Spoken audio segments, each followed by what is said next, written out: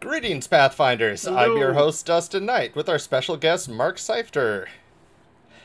And welcome Hi. back to another edition of Infinite Reviews. Tonight, we're reviewing the Battlezoo Kickstarter, along with Roll for Combat Director of Gaming, Mark Seifter. Welcome, Mark.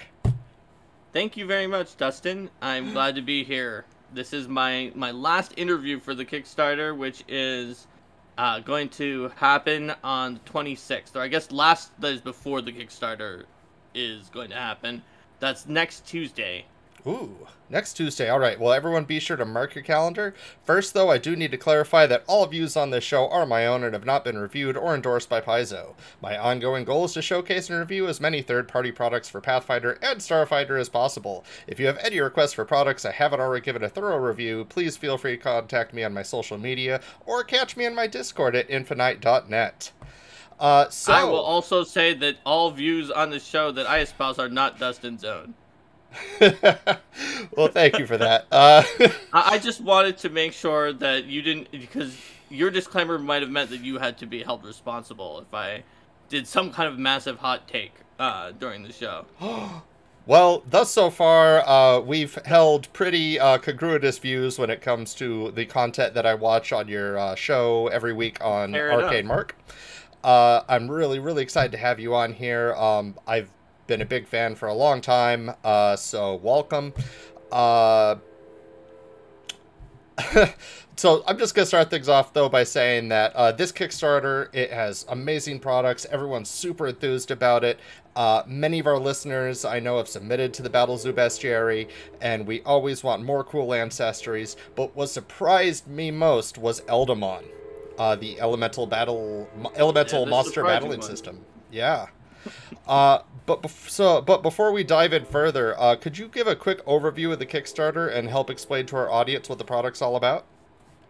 Sure.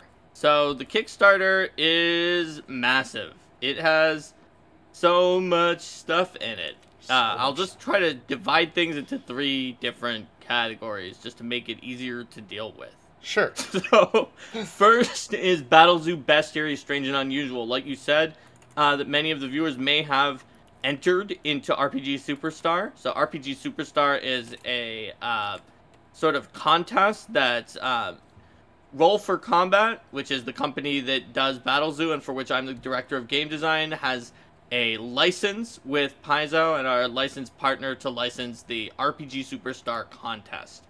And Mm-hmm. so that contest allows people who, are just getting started out, don't have a ton of cover credits or interior credits on a lot of different RPGs to try their hand at game design and win big and appear in Battlezoo Bestiary. So that's what that book is.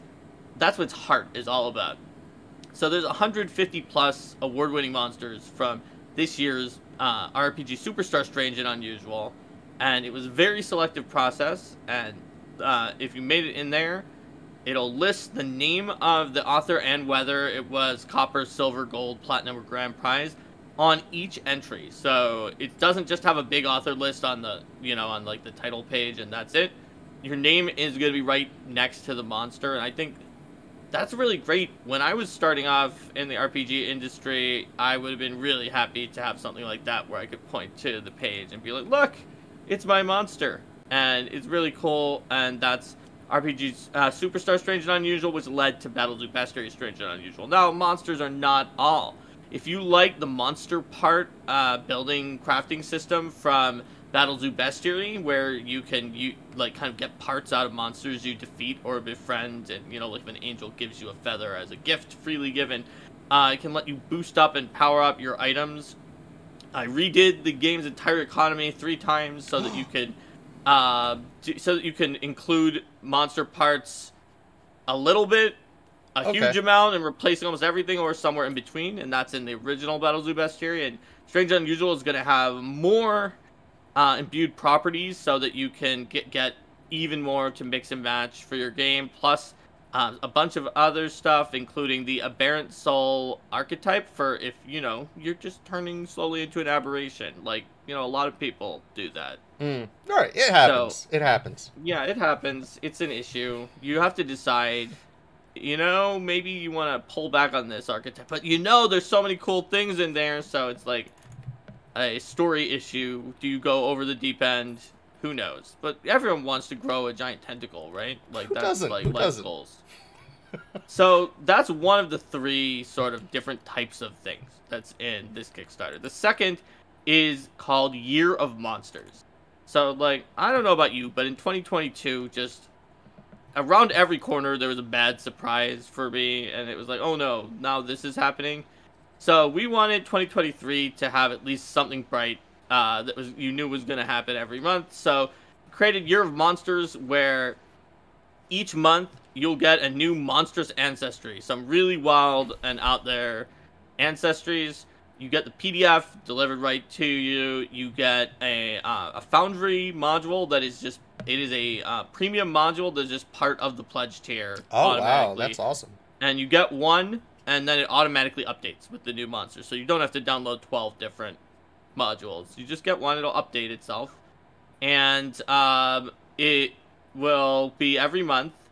And I'm a Paper Ninja said, is this like at all similar to the Year of Sanderson? And I would say, anyone would hope that their Kickstarter will do as well as that Kickstarter did. But with these monsters that you get each month, they are going to be a new ancestry, and they're going to be like the Battle Zoo standard size, which is much longer than the Paizo standard size for an ancestry. Mm-hmm. Paizo does 4 to 6 pages for an ancestry, just because of space concerns. Like, at one point, I tried to pitch 8 as the minimum for an ancestry, and people bought it in the Lost Omens Ancestry Guide meeting until they saw how few ancestries would fit, and like, nope, we're going back down. We need to fit more ancestries. But with Battle Zoo, we can fit however many we want, because we are not constrained in the same way. So all of our ancestries are like over twice as long as those 4-page ancestries, like in the core rulebook, and that's a standard size. We have stretch goals that will allow them to be expanded, but we're going to do that in a pretty unique way. Being part of the Year of Monsters is kind of like being part of a club. And it gets you invited to special streams that are only for the people who have the pledge for Year of Monsters, where we're gonna talk. You'll have, it's like a book club. You've read about the ancestry, you've seen what's in there, and you'll talk about it with us. And if it's one that got expanded from a stretch goal, we can talk about how we're gonna use that space.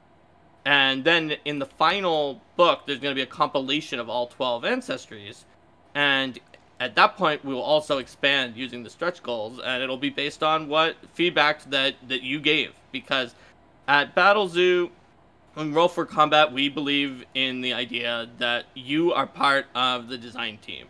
And that's why I made 3 different economies for monster crafting. It was so that you would have all the options to do the one that was right for your group. We want to give you all the tools to do things that are optimized for your group's experience, with lots of sidebars and things like that to adjust.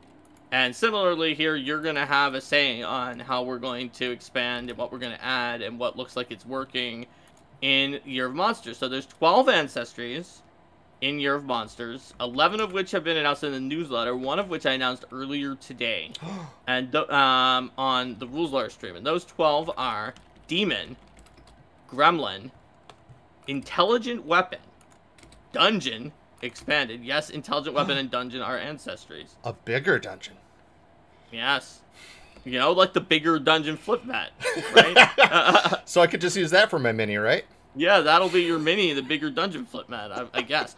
Oni, Nymph, Doppelganger, Minotaur, Slime, Theno, which if you know from Bestiary 3 are Medusa-kin type ancestry, and Mimic.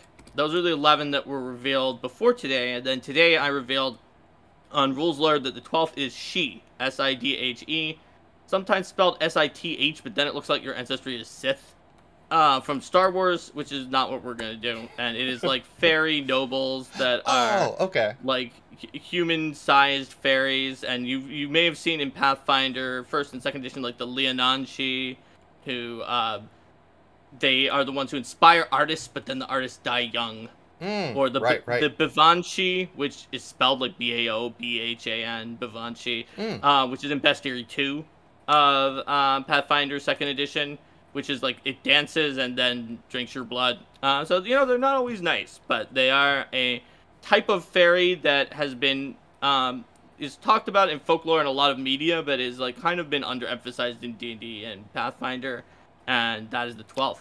But I have another trick up my sleeve that I've saved for this stream, since it's the last one, and people are all going to know on Tuesday. Actually, I guess they might not know this because it's not one of the first few stretch goals.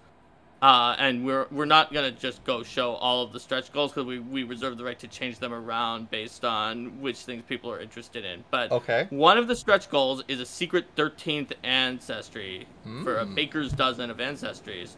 And when I said that it was one that a lot of people guessed, like everyone on RK Mark then was like, oh, I know exactly which one it is then, and they were all right. So the 13th secret ancestry stretch goal is centaurs. Ooh, nice.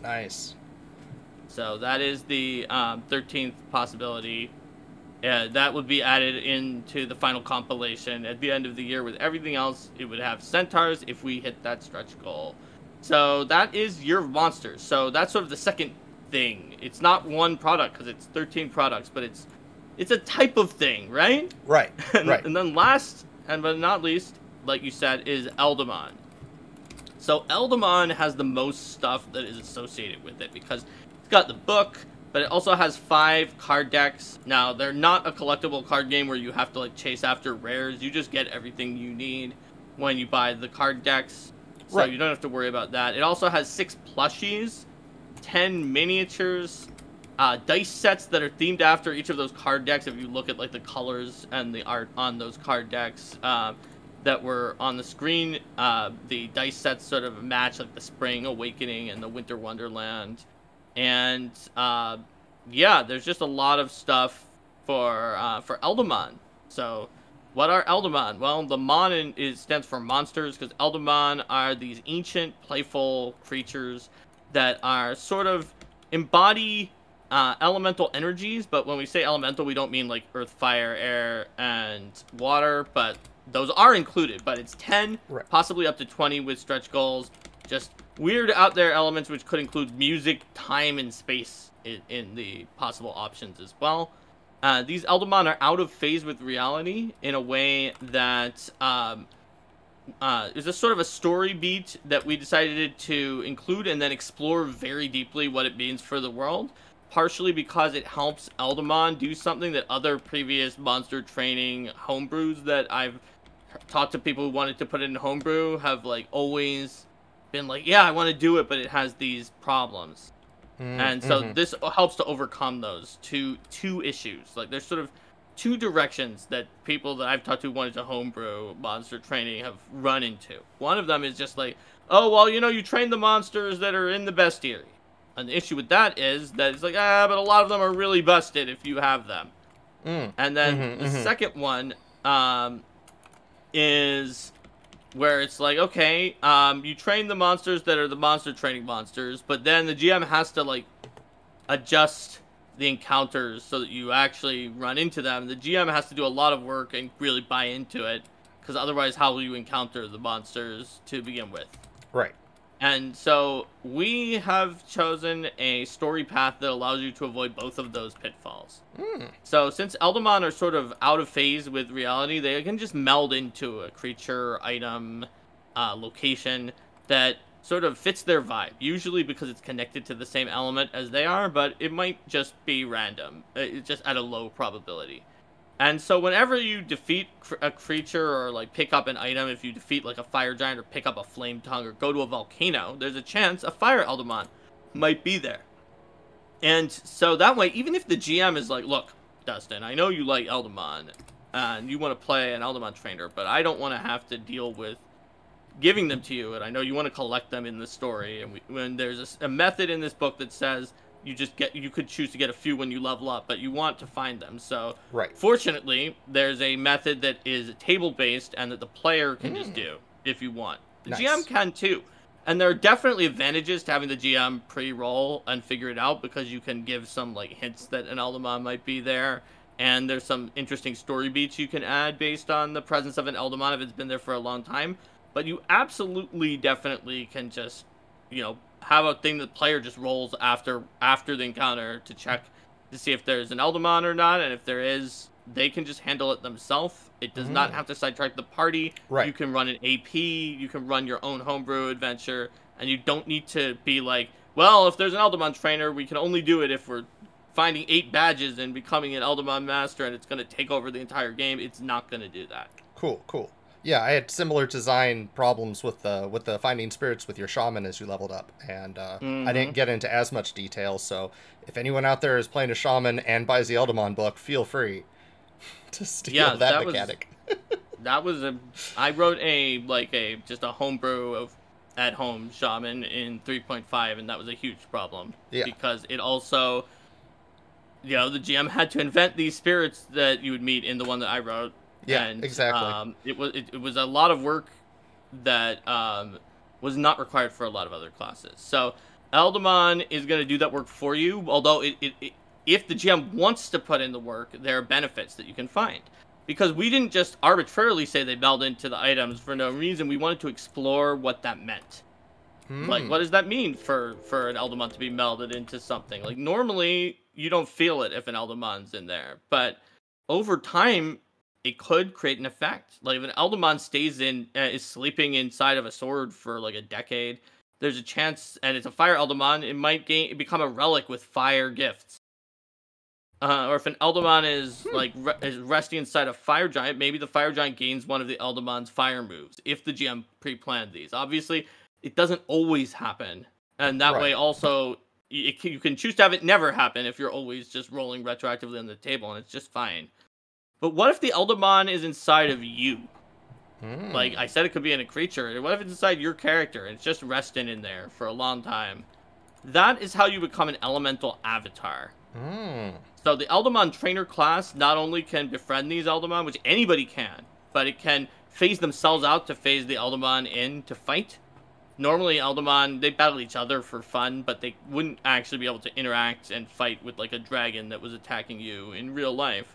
This allows like a barbarian or a wizard or something to gather like 100 Eldamon and not pay any feats for it. And it's balanced because, well, they don't fight for you if you don't have the archetype or the class for Eldamon trainer. But with Elemental Avatar, your character has had this Eldamon in here for a while, and you just suddenly manifest these powers that are related to the Eldamon, and you use your wisdom to sort of meditate with the Eldamon within you, kind of like, you know, Aang talking to the lion turtle about, like, the spirit bending stuff. And that's how you get in touch with your element and just use the powers yourself. And eventually, after you sort of attune to your element for enough, not only can you manifest its powers normally, but you can transcend what it means to be your element. And that's something that Eldamon Trainer can't do, because it requires the combination of the Eldamon and the Avatar in tandem. And so while the Eldamon Trainer has a lot of different Eldamon they could throw out, the Elemental Avatar is committed to their element, but they can gain and unlock some new abilities, or when you transcend your element, you can cause it to allow you to gain powers from another element because you have just used your element so deeply. So, for example, let's say cold, which the iconic Elemental Avatar is your element, and you've transcended cold to the point that you can freeze time. Because, like, it's like, yes, I'm so cold that time itself stops or slows down in this area, and so therefore I've taken these time options that usually only time would have. Or you could be like, my fire elemental avatar has learned how to use heat and convection, which causes air to rise or move around to create air-based effects by changing the airflow entirely with fire. So you get to potentially pick a second element that you cause its effects with your own element. It doesn't mean that you have two elements. It means that you've transcended the first element and figured out how to make it create effects from the other one. Awesome, awesome. Very cool. I love that. So, yeah. So that's what you've got with the Eldamon in general. And I did mention these cards.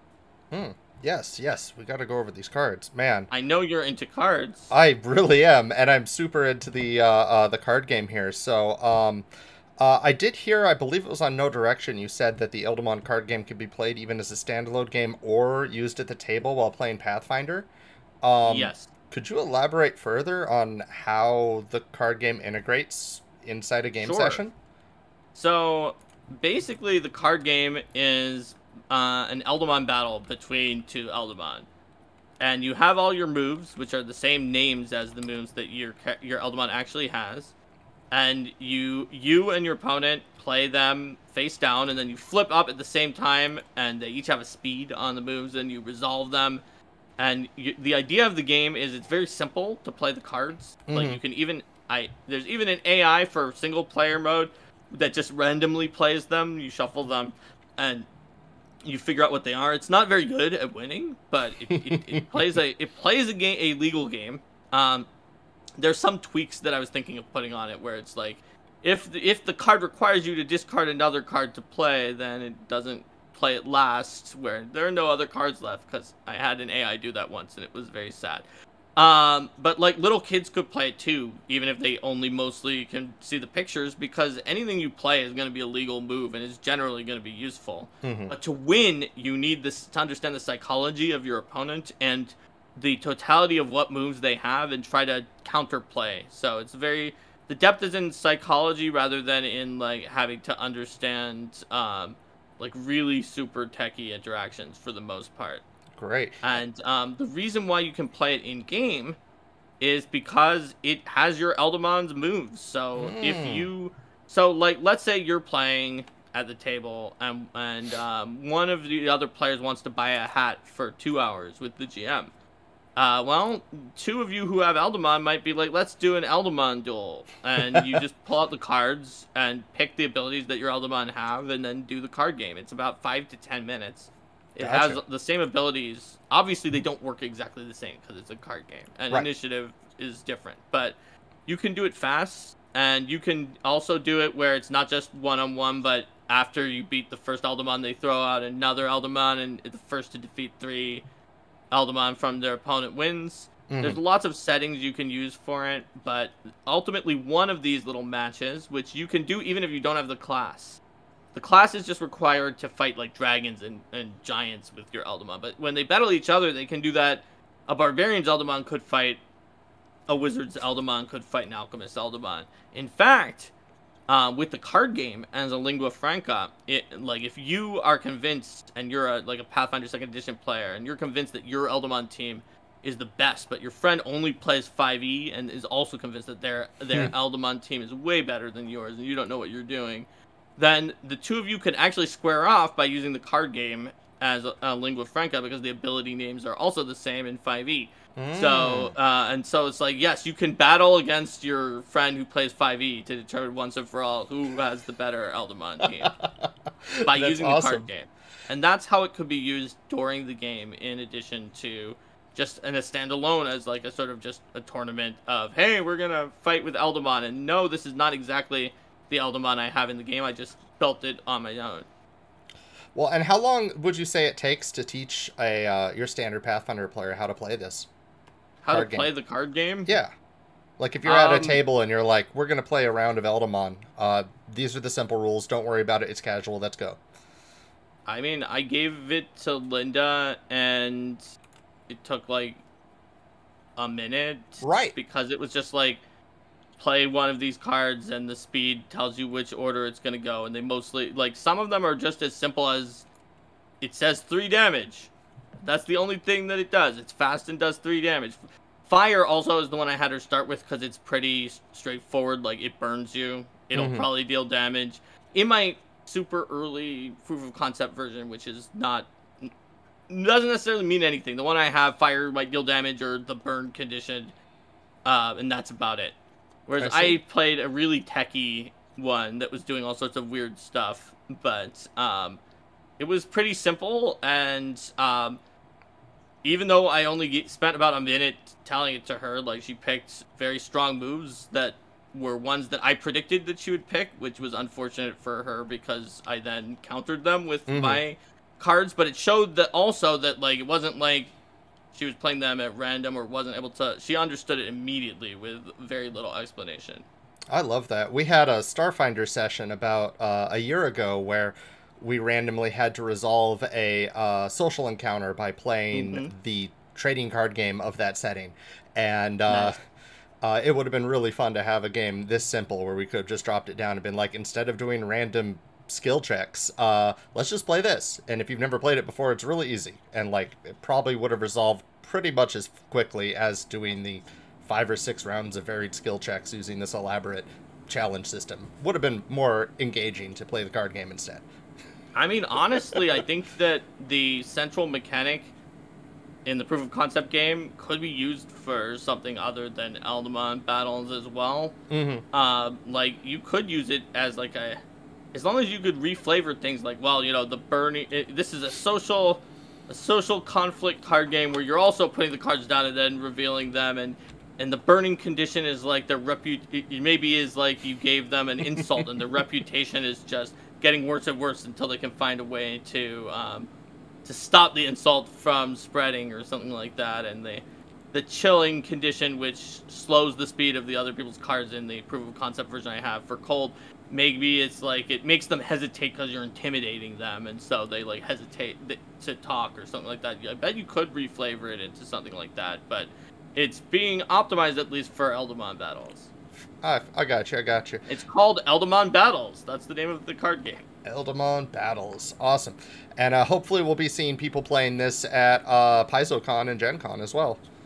I'd be stoked to see people playing it, and I mean, even the proof of concept game was a lot of fun, like, to play, and it was super fast, and the games were generally quite closely matched, even though the strategies that I had, and they were very different. Like, fire had enough damage if it just threw out all of its moves once, that just burned the other player to the ground, whereas mind had like half and maybe almost half enough to take someone down in one full playing of all of its moves. But I still won with mine by being very strategic. Or like Earth, which had more defense, and Cold, which like controlled the opponent by slowing them down, so you knew what order you were going to go in. So we're going to have a lot of different playstyles potentially. They may not do the exact same thing I said just now by the time we get to the final version, but I have a lot of ideas for possible ways that each element can have a different playstyle for you. Cool. Have you tried, I don't know if this would even work, but have you tried drafting or just shuffling them all up together or anything crazy like that? No, it generally would not be considered legal since a Fire Eldamon has fire abilities. Gotcha. But you certainly could randomly assign the abilities out of the fire abilities, and if you only own one deck of fire and ice, and you and your opponent both want to play a Fire Eldamon, you almost have to draft. Gotcha. Because if there's a really good fire move that you want to use and you only have one card that's a copy of that move, then you would probably use drafting if you were sharing cards, because it's like, well, who gets the giant explosion ability? Well, that's me. So in that case, I take this fire whip ability. Gotcha. That makes sense. Oh, here we go. And how did you approach conceptualizing a product as novel as Battlezoo Eldamon and the card game together? Like, what was the pitch for that even like? So, basically, Steven Glicker, the publisher for Roll for Combat, has wanted to do something in this vein for a very long time, like over 20 years.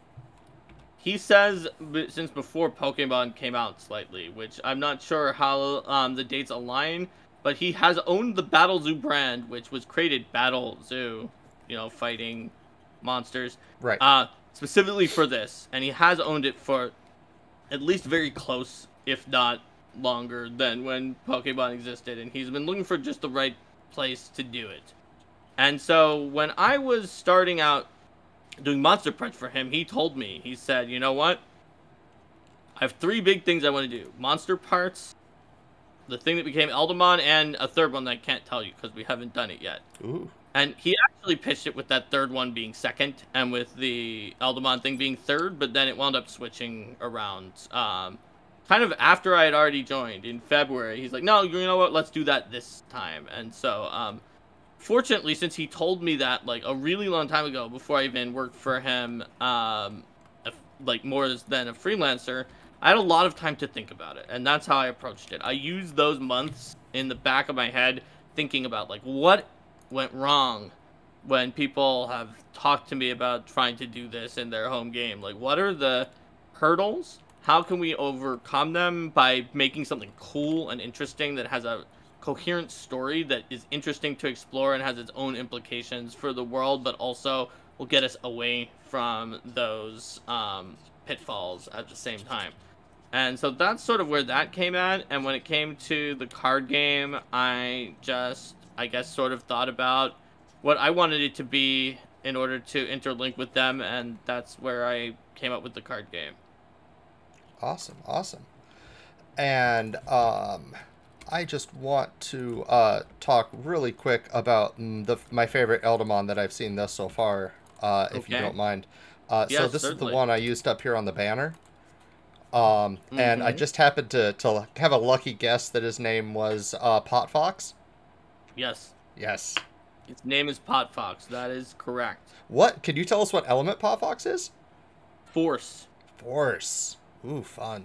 Pot Fox is a Force Fox, and it evolves into Kong Cauldron and then Kong Kawen.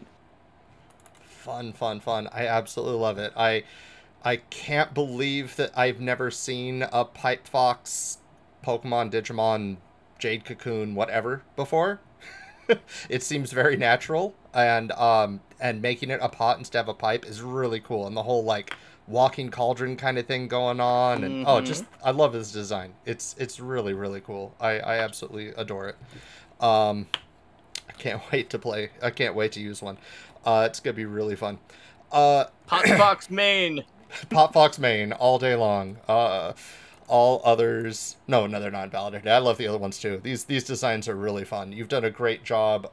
Kind of the art director, I suppose I can say art director. The artist did a great job finding that balance between like traditional tabletop role playing monster and battle-y monster.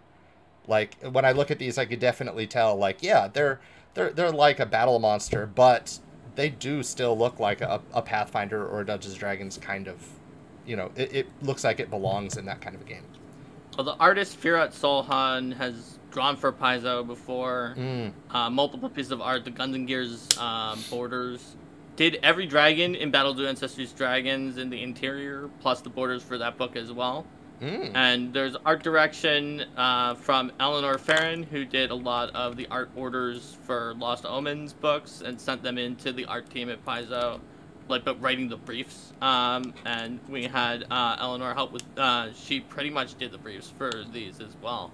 And then Stephen Glicker was liaising with the artist and doing that part of art direction. So it was a Stephen-Eleanor combo for the art direction on here, with art by Firat Solhan. Well, that's one incredible team. Gloomfall in chat's asking, will there be any technology-themed Eldamon? So there's not a technology element, but there is a metal element, and it is one of the stretch goal elements. Cool. So I would expect to see some metal Eldamon that are in the metal element, but they wouldn't necessarily be based specifically on the idea of technology as an element. Awesome. Is it heavy? It is generally, because many metals are very dense. Just like the crystal cat, who is the earth cat, is like 45 pounds because the stone that makes up its body is pretty dense, and like a regular cat is 10 pounds, so 45 pounds is a lot of pounds for a cat. So when it jumps up on your lap, watch out. Ow. Yeah, that's painful. Very, very painful. You'd have to buy a pretty special bed for them too, or that would get flat in like an hour. Yeah, plus they also are going to go after shiny things or things that look like cat toys, although don't call them out on it because they're very proud and they believe that they are not excited about little cat toys in some ways, but they really are. And so you better watch out when you've got a Kid Topaz around. Kit Topaz. I love it. Yes, because it's got the kit, like kitty or kitten, or and then Topaz, because it's got this little topaz in its chest in its little pet form. Aw, that's amazing. So, you're the director of game design for Roll for Combat, and I've been wanting to ask, what does your title there entail, and what have you found to be the key differences working on a third-party or second-party line compared to working with Paizo? So, as a director of game design, that means that basically, unless the publisher has like business-related concerns, that the buck stops with me for game design related decisions. So, like, for example, I have like pretty wide authority to make game design choices on the ancestries. Like, pretty much the only thing that Steven has said is we will not put out an ancestry that can only be size large. It needs to have at least one medium heritage, because some maps, some adventure paths, you will not fit a large creature. So, like, he'll occasionally have something like that, right? But otherwise, like, the scope of how we do design and where we're looking at in terms of the design is something that I decide. Whereas at Paizo, as the design manager, I was definitely in a role where I, like, connected with every other team at Paizo and helped determine how we were going to accomplish the goals for the design, or like how it would even be possible with the number of people we had, how to get it done, and working all of that out. But ultimately, it was not my say, like, what those goals were. And so I think that's one of the big differences between the role of design manager versus the role of director of game design. Fair. In terms of the two companies, I would say that there certainly are sometimes very demanding things at Roll for Combat, such as when on like 11:30 p.m., which was 2:30 a.m. for him, Steven, who was awake still at that time, on March 30th, he's like, let's put out an April Fool's product. Oh, no. And so on March 31st, I wrote the Dungeon Ancestry, which is, 16 pages? In one day, and then he laid it out, and we also had a 2-hour video that day. And then it made it out in time for April 1st. So I'm not saying that there aren't times like that where we do a lot, but the thing is that it is less stressful than Paizo because of the fact that there's a limit to the amount of stressful things that exist. And even though we're doing a ridiculous amount in this Kickstarter, like, right, I can hardly believe how much it is. And there's not very many people, like, coordinating all of it. But at Paizo, I would be, like, involved in so much else at the same time and juggling things and trying to help communication between teams that would otherwise probably, like, not get a message to each other that needed to be gotten because they weren't communicating directly. But I, was talking to some people. So, oh, I heard that. Let me tell the other people on the design team, or let me tell the people on the editing team, or I'll tell project management. So having to do all of that and also all of the design and all of those other things at Paizo was incredibly stressful. So I feel like I'm less stressed, even though there's still a lot of work. Right. I mean, when you said your thing about how you're getting feedback on the Year of the Monsters in your private streams, it reminded me that one of the big things I personally enjoy about publishing my own third-party material is if there's any changes I want to do, if I just feel like I just thought of a feat like a month after the book was out, I can always go into it and just add the feat. Tell everybody who got the book, there's a new feat in there, go ahead and get it. Which seems like something that we'll kind of sort of have a chance to do with these Year of the Monsters, since they're all coming out over the months. Yeah. Well, here's the secret. Roll for Combat has, in my opinion, the best, for me as a consumer, the best errata policy that I've seen on a tabletop RPG, because as a consumer, I want that, like, cool, shiny first edition book. Right. In print. But I also want it to be correct, and I don't want it to have, like, the errors. And it's impossible. It's like, it's a paradox. But it's not a paradox with the way that Roll for Combat does it, which is most other companies will wait to send you the PDF until after the print product is done. But with Roll for Combat, the moment that the printers are given a PDF to start taking a look at, everyone gets it. And so if you find errata, then Steven will pay the printers, or sometimes it's fast enough that you don't even have to pay, and change it in the first printing. Nice. So the first printing is generally as accurate as like a second printing would be for anybody else. Great. That's amazing. And also errata we do quickly and efficiently. Like errata version V4 of the 5e Dragon book is going to be the first printing. Well, that's good to know. That brings a lot of confidence to the brand. Yeah. And you are spot on that your monsters is going to have even more time to find them, because as much time as I say that we have normally, which is a few months, the ones that are in January are going to have a lot of time until the end of the year. So people are going to find all those errata, unless they're real hidden, or people just decide not to tell us, I guess. Right. So if I review those, I love reviewing Monstrous Ancestry. So if I do reviews of those when the PDFs come out, if you're watching them many months later, the pages you get in the final book might be substantially different. That's right. Well, the final book, they probably will change somewhat anyway as we add content, because the compilation will add content. So it's a very interesting experiment to do something that really engages everybody to be part of the design process and sort of like part of a special club. It's a little more than just a subscription model that you sort of buy once and then subscribe for a year. And we're very curious to see if people really like it, because I think it will be really cool. Right. Well, there are a lot of third-party designers and authors in the Infiknight community who I'm sure would benefit from getting that look into the thought process and design of a company like Roll for Combat in those private streams. Cool. Do you have any tips for third-party designers working with Pathfinder 2e? Well, I guess I would say once you've learned Pathfinder 2nd Edition well enough to sort of internalize it and to understand some of the ways that the system works, so where you learn it once and then you can sort of apply it everywhere else, sort of the fundamental principles, then don't be afraid to just make some third-party content and just have fun, I guess.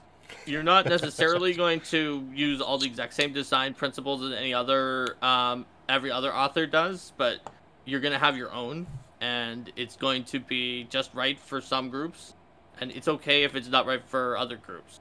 So I would say don't worry too much and get started. That's the hardest hurdle, is get started. Yeah. Like, I didn't like I told you just now, or like I made a shaman for homebrew. I made a bunch of classes. I never published those back in the 3.x days. But like I could have, maybe I should have, but I just felt like the bar was too high and I couldn't. But then when I did, I succeeded, and I think you can too. So publish it yourself on Infinite, or find a publisher. If you shop around a few third-party publishers, you'll probably find one that's willing to publish your ideas. Depending on what you're willing to do in terms of layout, pick the one that's right for you and just do it. That's my suggestion. Right, and you could find a lot of these publishers and information on publishing yourself on Pathfinder Infinite at infiknight.net. Discord, we have a ton of guides pinned to the creator resources tabs channel, so go ahead and check that out.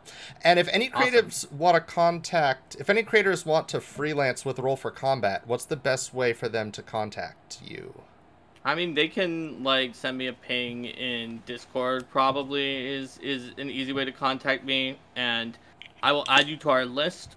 I will give a warning, which is that our list of people who are interested is long, but our number of slots is low. And furthermore, when I say that Steven pivoted what the Kickstarter was after he told me what it was going to be, that even included like telling me to gather people for a book that we didn't do. And all of the people that I gathered for the book that we didn't do are they have first dibs Gotcha. Yeah. They yeah. sure agreed to do the book that we didn't do, and they have first dibs on those slots, but I'm very happy to add more people onto our list. Just, like, don't take it personally if you don't hear from us for a while, because a lot of what we do is, like, I just write it myself.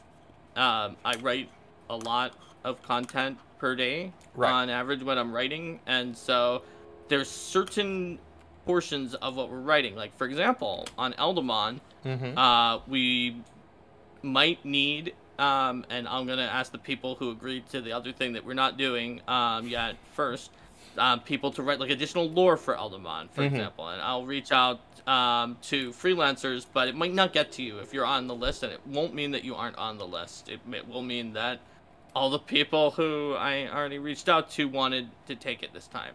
Fair. Yeah, in my own experience, sometimes it'll be like a week after you finally stop thinking about the publisher when they contact you. Yeah, it could be. Yeah, that's just how it goes. I've thrown a link in chat if people want to check out the link that I believe will become the Kickstarter link, rollforcombat.com/battlezooeldamon. Or I think the Kickstarter is kickstarter.rollforcombat.com. Oh, okay. Kickstarter.rollforcombat.com. Great. That's right. And I'm also going to put a Discord link there to the Arcane Mark Discord and a link to your Twitch show, because I got to say, I absolutely love your Twitch show, and I just want to shout out to it real quick.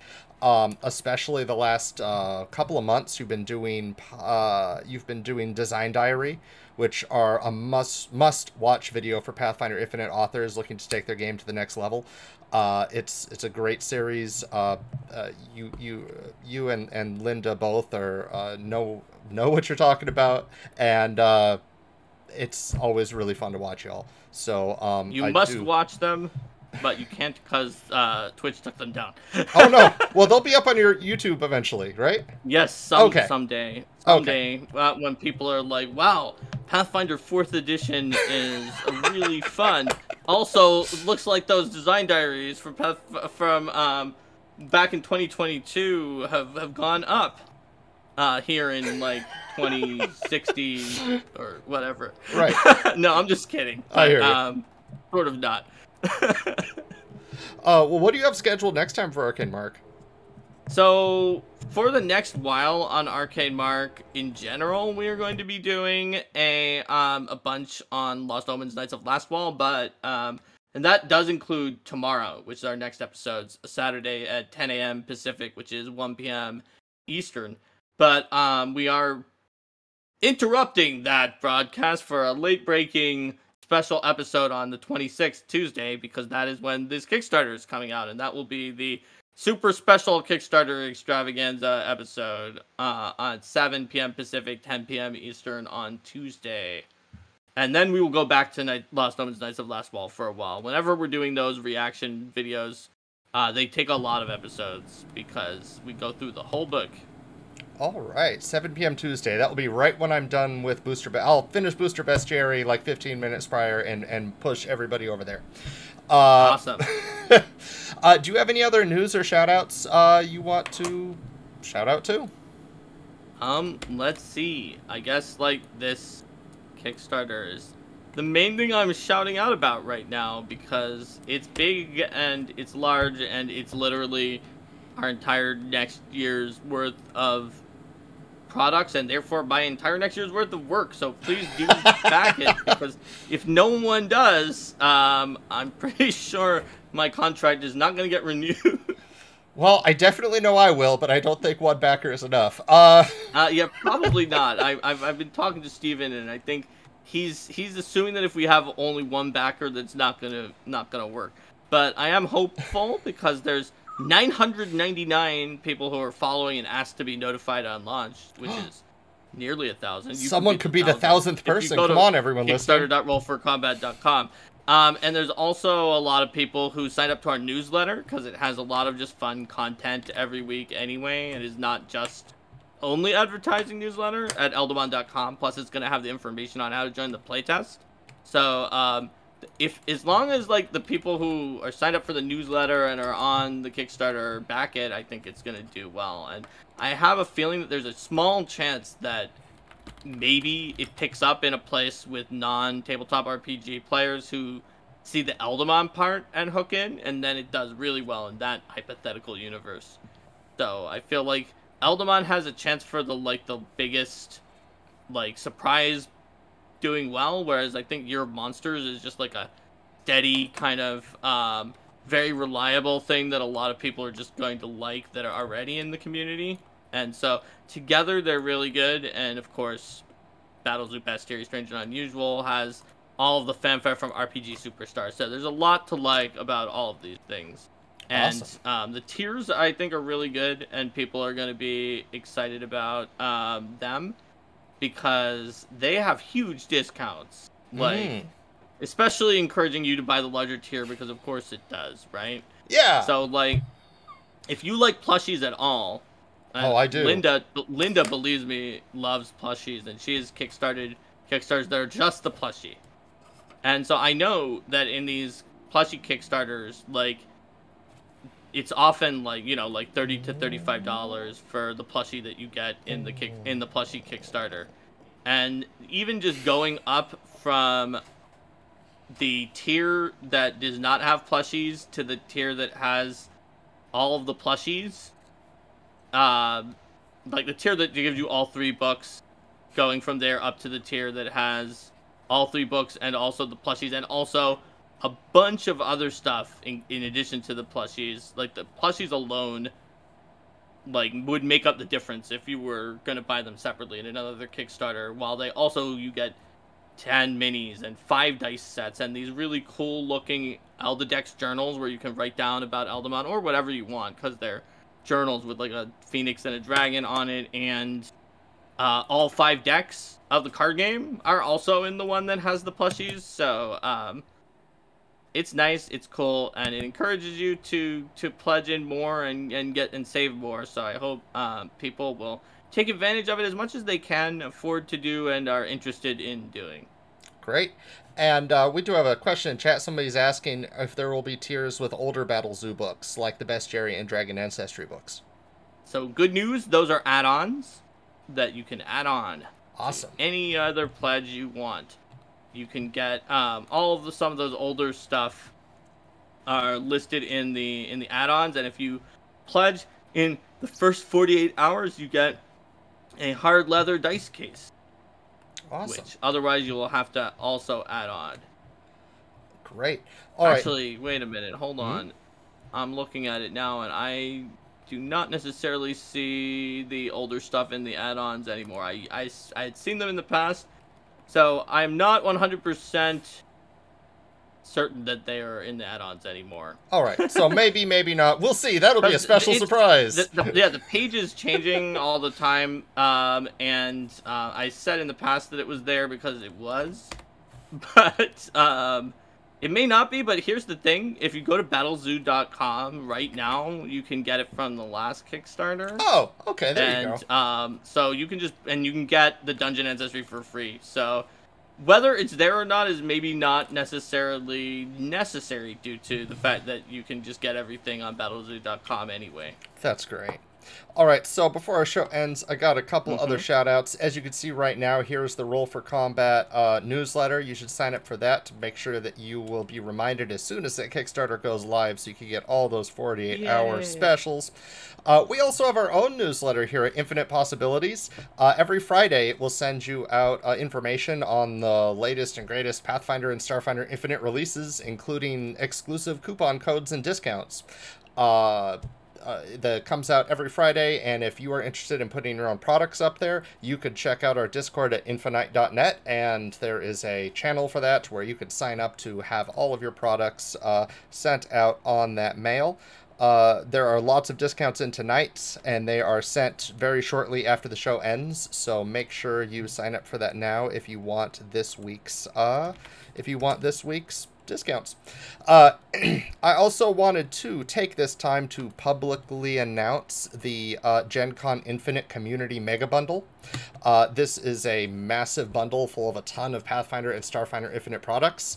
It will be coming out the first day of Gen Con, and if you want to include your own products in there, you will have to go to bundle.infiknight.net. you'll be sending me your email address, and then I will email you all the information.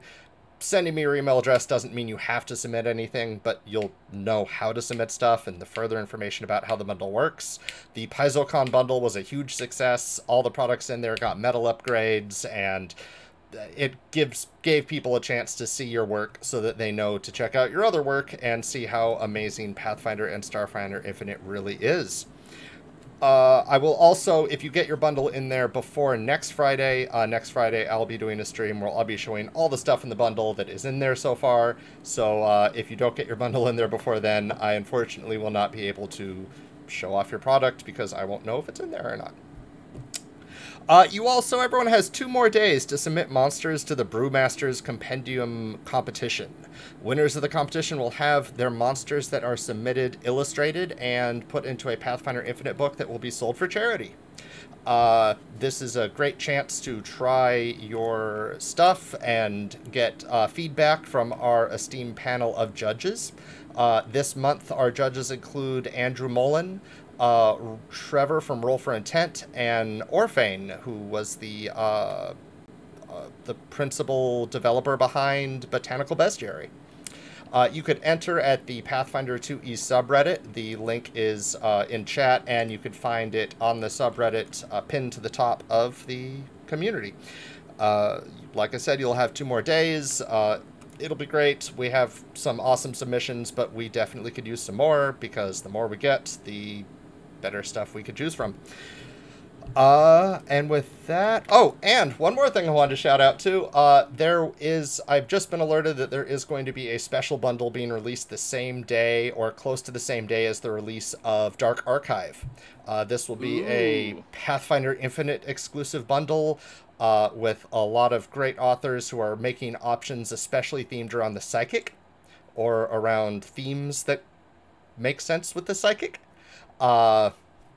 And they're all trying to get their products all ready and bundled together, so that will be a really, really fun release that I'll be sure to do a review of sometime after I am less exhausted at Gen Con. In addition, I wanted to point out that at Gen Con on Friday, I will be having this show as usual, except it will be an hour earlier. It will be at 3 p.m., and it will be a full panel. It won't just be this show. It'll be a full panel. We are still getting the guests lined up, but I will announce those on the Discord as soon as we know who's going to be on it. But it will be the Paizo Pathfinder Starfinder Infinite information panel like the one we had at PaizoCon. Wait, that's not as usual at all. Yeah, okay, you're right. It's at a different time and a different composition. You caught me on that. Yeah, I just learned I could talk about that like 15 minutes before the show started. So, fair enough. Also, I wanted to point out that there is an exciting Paizo blog post all about Pathfinder and Starfinder Infinite. Went up on the blog 3 days ago. You should check that out, as it has all the top performers from June, information about each of the products, and some information about Infinite Masters, including a little announcement that there will be more creators being invited into the Masters program. So we will be seeing more Masters releases shortly. Yay! Yay! So with that, thank you very much, everyone, for showing. Thank you especially to our followers and subscribers. And thank you so much for joining us, Mark. Yeah, you're welcome. It was fun to be on the show. I hope people enjoyed the super exclusive spoiler of Centaurs, which I just checked, and they're not even on the list of the starting stretch goals, so you otherwise would not have known what it was going to be, even on the day of launch, unless people like sort of kick through the stretch goals really fast and start revealing more than the 7, or no, I guess one of them is funding, so the 6 stretch goals that we already have as visible. Man, I can't wait. I've always wanted to play like a Centaur Grey Maiden. I know it doesn't make sense, but think of how cool the mini would look. I mean, I could see it. I mean, if there's a Centaur Hell Knight who's like the Master of Blades for, I think, the Order of the Nail, there can be a Centaur Grey Maiden. Okay. It's probably not, or definitely not one of the original Grey Maidens that were like Scarred for Life by Iliosa, but it could be Right. someone who was recruited by one of the groups after that as the Grey Maiden. I could see it. Right, right. All right, so everybody, please make sure to check out Arcane Mark, check out Battles of Bestiary, and check out our Discord at Infiknight.net. Thank you all to our subscribers and everybody in chat, and remember, there is infinite possibilities with Infiknight reviews.